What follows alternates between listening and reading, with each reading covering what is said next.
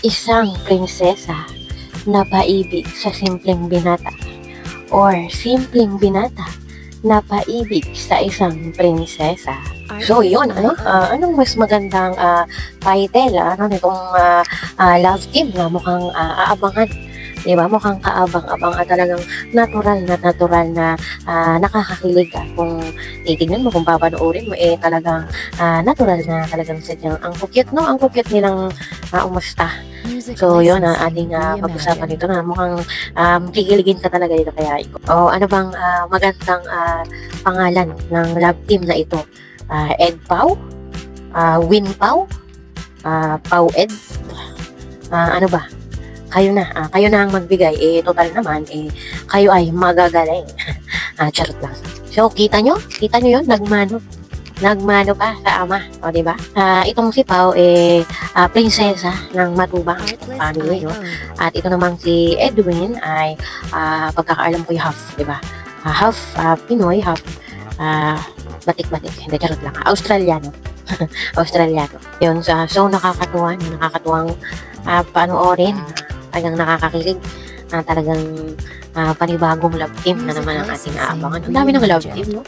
Kaya guys, support lang natin yung mga love team na nagbibigay saya sa ating lahat. At maganda rin itong influence ni Pau kay Edwin at nabubus yung confidence niya. At saka sa mga hindi nakakaalam, no, si Edwin ay may kakambal si Edward. Sila ay naki-MJS na din, at hanggang ngayon ata ay hinahanap pa rin nila yung kanilang tunay na ama. At ang magandang balita maraming tumutulong, at ang pagkakaalam ko may isang foreigner na gustong tumulong sa kanila. At sana ay mahanap na rin talaga ang kanilang ama, no? Nang sa ganun ay makumpleto na yung pagkatao nila. So yun, balik tayo sa dalawang love team na ito, no? Kung mapapanood niyo talagang matured na kung magkikilos itong dalawang ito, no? Parang parang mga bihasa na, no? So mukhang magki-click itong dalawang ito, no?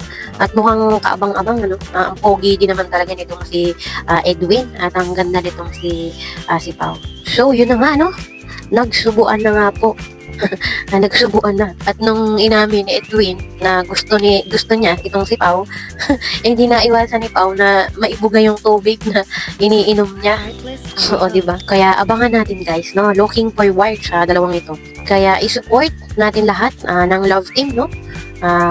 Wag na tayong mambash, wag iwasan natin ang mga katoksikan, no? I-spread the love lang. Sa lahat ng mga hindi pa nakasubscribe kay Kuya Val Santos Matubang, kay Rab Matubang, sa lahat ng Kalingap team, no?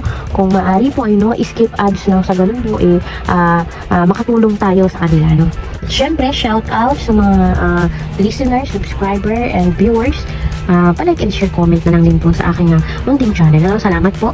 And syempre, sa lahat ng ating mga dakilang OFW, mag-ingat po kayo dyan kung nasaan man kayong lupa-lupa ng mundo. Sana ay nasa mabuti kayong kinakalagyan. So, hanggang dito na lang po muli. I'll see you in my next video. Bye!